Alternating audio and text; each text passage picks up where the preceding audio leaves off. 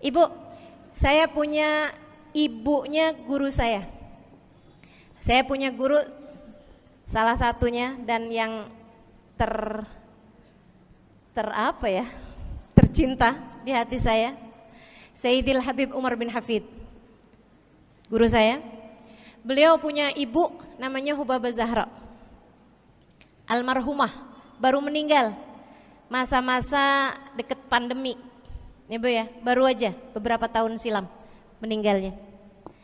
Itu ibu-ibu sekalian punya anak kalau nggak salah 12. Kalau nggak salah 12 anak beliau. Laki-laki 5. Kalau saya nggak salah ya, mohon maaf kalau saya salah. Kemudian yang perempuan 7. Semuanya soleh-solehah.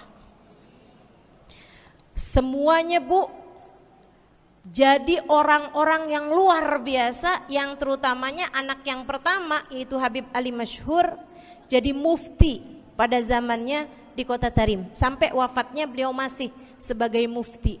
Mufti itu Bu, permasalahannya umat semuanya ada di meja beliau untuk beliau selesaikan. Anak yang laki-laki yang paling kecil, Al Habib Umar bin Hafid, menjadi kita tahu semuanya ya, orang soleh, ulama, waliullah.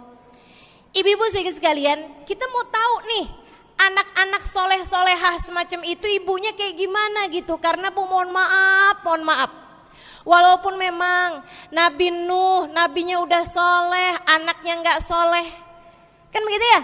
Ada juga sih, tapi secara mayoritasnya Bu, buah jatuhnya tak jauh dari emaknya begitu, anaknya kurang lebih begitu. Anaknya begitu, emaknya biar kita nggak lihat gitu udah bisa ngebayangin kayak apa orangnya. Ibu-ibu sekalian, nih anak-anaknya Hubabah Zahra, Masya Allah semuanya. Kita mau tahu ibunya kayak gimana. Satu cerita aja tentang Hubabah Zahra. Ibu-ibu sekalian, anaknya cerita, Hubabah Zahra, Umi, anak perempuannya, dia bilang seumur hidupnya nggak pernah ninggal tahajud. Bu, dari awal balik sampai meninggal, tidak pernah meninggalkan tahajud. Jauh banget ya? Sama siapa? Tahajud semalam, seminggu libur. Kelakuan siapa itu? Hubabah Zahra gak pernah ninggal tahajud kecuali satu malam. Satu malam itu beliau tuh lagi ada hajat besar, maksudnya lagi kayak ada acara pernikahan, kemudian beliau juga kelelahan, kecapean, baru tidurnya juga jam-jam 2, jam-jam mau jelang pagi Bu ya. Kelewatan tahajud. Bangun pas azan subuh. Ibu beliau bangun dengan gemeteran. Beliau bangun dengan menggigil padahal enggak musim dingin. Beliau bangun, azan, innalillah wa inna ilaihi rajiun. Azan, astagfirullah, ya Allah, astagfirullah, azan, ya Allah, ampuni Zahra ya Allah, ampuni Zahra ya Allah. Anaknya cerita, hari itu aku tidak pernah melihat ibuku berlelehan air mata sepanjang hari lebih daripada hari tersebut. Hari itu kami melihat ada seorang perempuan berlelehan air mata beristighfar memohon ampun kepada Allah karena satu malam dalam hidupnya beliau meninggalkan tahajudnya, teman-teman. Masya Allah, Masya Allah. Tiap kali makan ingat gitu, ya ampun tadi malam gak tahajud, samihni ya Rab, sampai gak enak makan. Masya Allah, Masya Allah. Mudah-mudahan Allah jadikan keagungan sholat ada dalam hati kita. Sholat kita jadi kebutuhan, insya naik tingkat eksekutif, teman-teman. Tadi saya ulangin lagi dah, karena ibu-ibu kan suka rada lupaan. Kelas yang paling bawah, kelas apa tadi? Gerbong. Menjadikan sholatnya sebagai beban. Kelas berikutnya menjadikan sholat sebagai kewajiban. Naik lagi menjadikan sholat sebagai kebutuhan. Tingkat terakhirnya ada hamba-hamba tercinta di sisi Allah yang menjadikan sholat mereka sebagai sebuah hiburan dalam hidupnya, hobi dalam hidupnya. Diawali, dicontohkan oleh baginda kita Nabi besar Muhammad yang mengatakan dalam hadis sahihnya, wa ju'ilat qurratu aini fis shalah, wa ju'ilat qurratu aini fis shalah. Dijadikan, kata Nabi Muhammad, Allah telah menjadikan, dijadikan li untukku qurrat aini, kesenanganku dalam kehidupan, kebahagiaanku ada pada, hobiku ada pada as-shalah, salat. Nabi itu orang yang kesenangan beliau, hobi beliau adalah salat. Kana idza faz'ahu amrun aladha ila shalah. Kata para sahabat meriwayatkan, Nabi kalau lagi dengar kabar-kabar yang gak enak segera menuju kepada sholat. Nabi kalau udah ada kabar-kabar Rasul pasukan kita terkalahkan di medan peperangan, Nabi ngelihat Bilal. Kemudian Nabi Muhammad nanya, udah dekat waktu sholat Bilal? Sebentar lagi Rasul, arihni bihaya Bilal, arihni bihaya Bilal. Yuk Bilal, santaikan diri saya Bilal, tolong hibur diri saya Bilal. Segera azan dan kita akan sholat bersama-sama wahai Bilal. Kesenangan beliau, hobi beliau dalam sholat, dalam hidup adalah sholat. Teman-teman saya sekalian, bukan hanya Nabi Muhammad, tapi para sahabat-sahabat Nabi Muhammad, tapi para tabi'in, para tabi'it tabi'in. Saudaraku sekalian saya muliakan, Sayyidina Umar bin Khattab alaihi ridwanallah, kana idza ja'ahu hal, apabila beliau dalam keadaan hatinya lagi khusyuk, hatinya lagi nyambung banget sama Allah Subhanahu wa taala, kalau mau sholat sunnah manggil orang. Beliau sholat dalam masjid, ada orang mau sholat sunnah, ada orang lagi baca Quran dipanggil sama beliau. Kamu saya bayar ya, kamu duduk sebelah sini saya nih, baca Qurannya deketan saya sini, kamu saya bayar. Buat apaan wahai Sayyidina Umar? Buat negur saya, ngingetin saya lagi sholat nih. Oh gak usah dibayar Tuan. Yaudah kalau gitu kamu duduknya sebelah sini ya.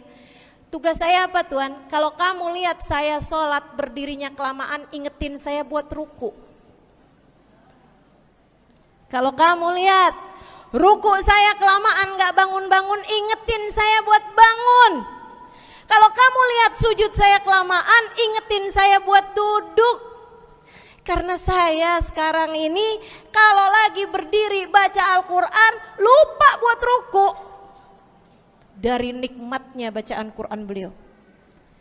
Baik Tuhan, sholat, baca Fatihah, habis itu baca Quran, surat Al-Quran, dapat selesai satu, kok masih enak, baca lagi, masih enak lagi, baca lagi. Yang sebelah beneran nih gak ruku-ruku.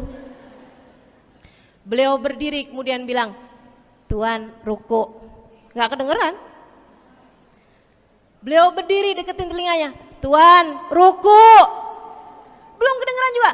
Ruku, Allahu Akbar. Sayyidina Umar bin Khattab. Tabi'in, Sayyidina Ali Zainal Abidin. Pernah lagi sholat rumahnya kebakaran teman-teman. Sholat sunnah di waktu malam, rumahnya kebakaran. Orang-orang pada teriak-teriak, Tuan Harik, Nar, ya Ibn binti Rasulillah, wahai anak dari cucunya Nabi Muhammad. Tuan, ada api di sekitarmu. Tuan, kebakaran. Tuan, kebakaran. Allahu Akbar. Sami Allahu liman hamidah. Enggak lihat apa-apa. Habis selesai sholat baru lihat, kebakaran nih rupanya. Orang-orang pada bilang, kami sudah mengingatkanmu Tuan. Apa jawab beliau? Al-hadni an-narul kubro. Di depan saya ada api yang jauh lebih besar, api neraka. Saya enggak lihat api sekecil ini.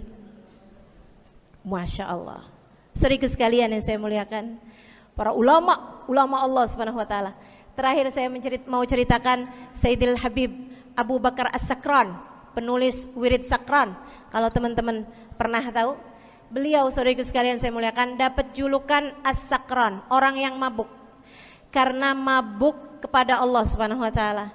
Beliau pernah satu waktu kena penyakit di punggungnya. Beliau kemudian tanya sama dokter, kata dokter, "Wah, ini nih penyakit mesti diangkat, mesti dioperasi." Ya udahlah, operasiin saya. Disuguhin 1 gelas khamr di waktu yang telah ditetapkan untuk jadi waktu operasi. Apa ini? Khamr, minuman keras. Zaman itu belum ada obat bius. Dia bilang, "Ini buat apa?" "Khamr ini tuan, minuman keras ya, agar engkau nggak sadar. Jadi enak gitu kita ngoperasinya." Dia bilang, "Saya mau dengan kesehatan saya kepengen ngerjain taat kepada Allah. Saya nggak mau. Saya dapetin kesehatan saya dengan cara mengerjakan yang diharamkan Allah, yaitu minuman keras. Saya nggak perlu ini." "Waduh, kalau gitu nggak bisa dioperasi tuan." "Kenapa soalnya?"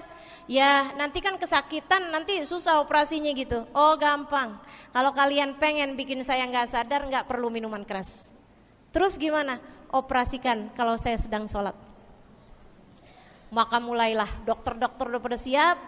Beliau lagi sholat sunnah ya Bu ya, Allahu Akbar gitu. Mulai dokter buka baju belakangnya, mulai Bu digunting kulitnya, digergaji tulangnya. Beliau Bu mukanya meringis saja enggak. Beliau ruku, dokternya ikutan nungging. Beliau sujud, dokternya ikutan menunduk juga.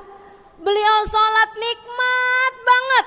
Sampai beliau selesai dari sholat, beliau nanya sama dokter-dokternya, "Kenapa gak nurut tadi tuh waktu saya sholat mestinya operasi?" Kata dokter, "Udah selesai Bib dari tadi." Masya Allah. Radiyallahu ta'ala anhum wardahum. Ini bukan kelas-kelas kita. Saya cuma ceritain aja sama ibu-ibu. Bukan berarti ibu-ibu nanti pas waktu sakit bilang sama dokter, "Dokter gak usah dibius." Beda hati Bu, beda hati.